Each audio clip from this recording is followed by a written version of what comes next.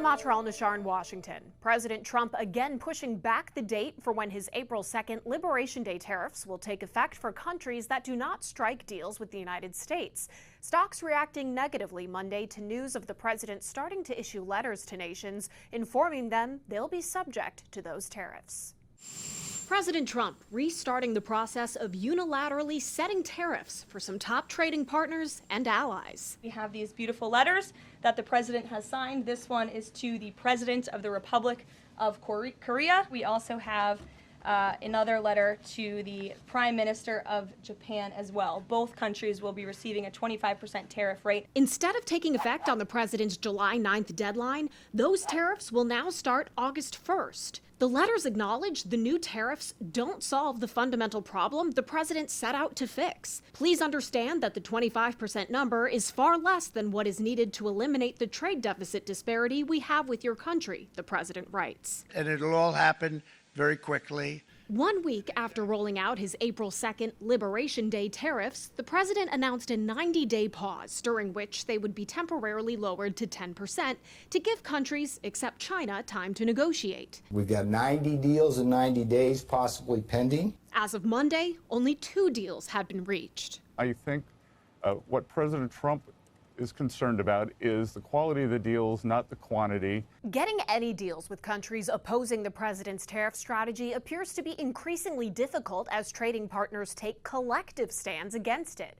The European Union has demonstrated exceptional leverage, and during a weekend summit, the BRICS countries, Brazil, Russia, India, China, South Africa, Saudi Arabia, Egypt, UAE, Ethiopia, Indonesia, and Iran say in a joint statement, "We voice serious concerns about the rise of unilateral tariff and non-tariff measures which distort trade and are inconsistent with World Trade Organization rules." Then, without naming specifics, President Trump posted on social media, any country aligning themselves with the anti-American policies of BRICS will be charged an additional 10% tariff. There will be no exceptions to this policy. Over the past 3 months, the president's actions have been more flexible than his statements on trade.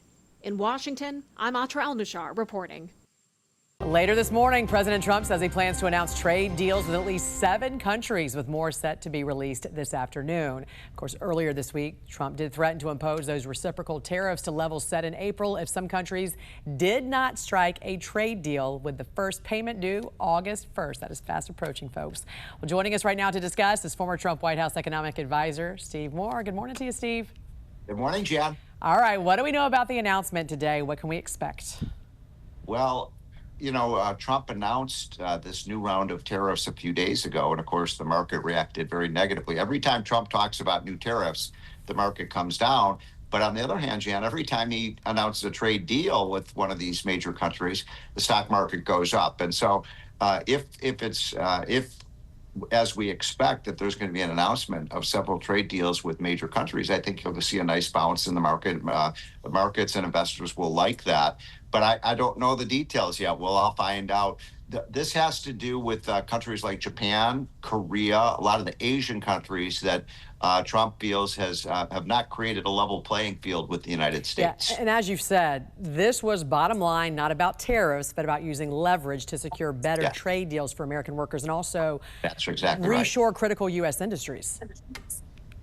No, you've got it exactly right. And, you know, I've been critical of some of Trump's tariff strategies. I'm a free trade guy, but so far he's been able to use leverage, that's the right word to use, to force other countries to lower their tariffs on American agricultural products, our dairy products, our automobiles, our steel, and our manufactured products. So that works out well for both countries. Yeah. And ultimately, if Trump can continue to succeed, I think we could end up, ironically, with freer and fairer trade. He's had a lot of victories, you called it, many months ago on the big, beautiful bill, right? The media, though, and many Democrats really ramping up their attacks on the law now. Last week we heard House Minority Leader Hakeem Jeffries said people will literally die from the GOP work requirements that's now in the law. So what does history tell us, Steve? 30 years ago, when Bill Clinton and a Republican Congress began work requirements for welfare recipients, we heard the same thing back then. Did poverty and hunger rise? Did we see that back then? Now, this is a very good point you're making, Jan. If you look back at the data, and by the way, this isn't Steve Moore talking, this is the Brookings Institute, which is a pretty, left of center think tank. And they did the definitive study on work requirements, and they found that they were very effective. You can see on the screen there that people, this was the poverty rate, and the poverty rate fell after we put these work requirements in place, because why, Jan? People on welfare got out in front of the TV, got off the TV, got off their computer games, and went out and got jobs. And they rose in the economic ladder, and it was a big success. So I think the same thing is going to happen now. We're going to require people, if they're going to get free food and free health care from the taxpayer, are going to have to go out and get a job. And by the way, 80% of Americans are in favor of this policy. So this idea that somehow everybody's going to go hungry and children are going to, be begging on the streets, it's just a lie. Yeah, we know from history that actually work requirements have been very effective ways of getting people back into the labor force. As you said, it incentivizes people to get a job. There you go. A moving company out with its report on the top 5 states residents are leaving the fastest. So let me get this straight here. We got New Jersey, Illinois, New York, California, and Massachusetts. Steve, what do all those states have in common, and where are these folks moving? So what they have in common clearly is these are the highest tax states in the country. You're talking about New Jersey, California, my home state of Illinois, New York, and it's sad to see these once great states really losing residents. And you know where they're going, Jan. They're going to Texas. They're going to where I'm today, Tennessee. They're going to states like Florida. And then the mountain states are doing very well too. Utah and West Virginia. Montana I saw West and Idaho Virginia. are the fastest growing states. So there's been a real migration out of those blue states into the red states. And this is important because we got a big mayor's race coming up in New York City, America's largest city, and you got a socialist who's running and saying he's going to raise taxes. I don't think that's the solution to New York's problems. It's going to be a wild one, that race right there. A lot to talk about coming up in the next few months. All right, former White House economic advisor Steve Moore, always great to see you. Have fun there in Nashville, Tennessee. Thanks for joining us. Thank you, Jan. Many U.S. manufacturers believe the threat of reciprocal tariffs is the only way to level the playing field of global trade and compete in foreign markets. As the president looks to boost production of aluminum and steel here in America, he announced he would double the tariffs on those products imported to the U.S. The CEO of Marlin Steel, Drew Greenblatt, joins us now with how this tariff roller coaster has affected his bottom line. Great to see you again, Drew. Thanks for joining us. Hello, good morning. Your company makes steel products, and you got plants in Maryland, Indiana, Michigan. So now that we've had some time with all this tariff talk, how are you feeling about it? We're very upbeat. This is a fair solution to something that's been an inequity to our factory workers for decades.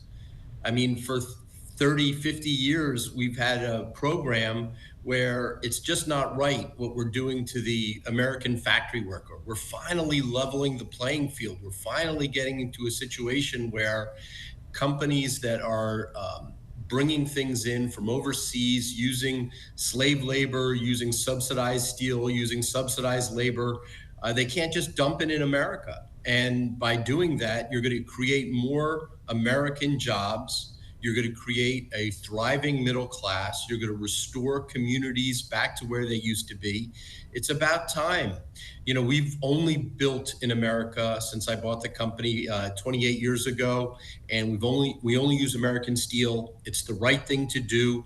It strengthens the middle class. We just need our policymakers to follow suit and embrace American factories and embrace American factory workers. Wow, kudos to you. 28 years here in the U.S. Much of the world's steel does come from China. How have you been able to stay competitive and remain here in the U.S.? So we only use steel made in Tennessee, Michigan, Indiana, Pennsylvania, Illinois. That steel is actually better quality than Chinese steel. But it's a big challenge because the Chinese are subsidizing and dumping that steel into America. And my competitors that use that steel have an advantage over us. So we have to have more technology. We have to have more training. We have to be more productive so we could whoop the competition in other ways. with the president's plan of increasing the tariffs on that Chinese steel that's being dumped, it makes it more fair to companies like Marlin, where we're only buying USA steel. Again, it's about time.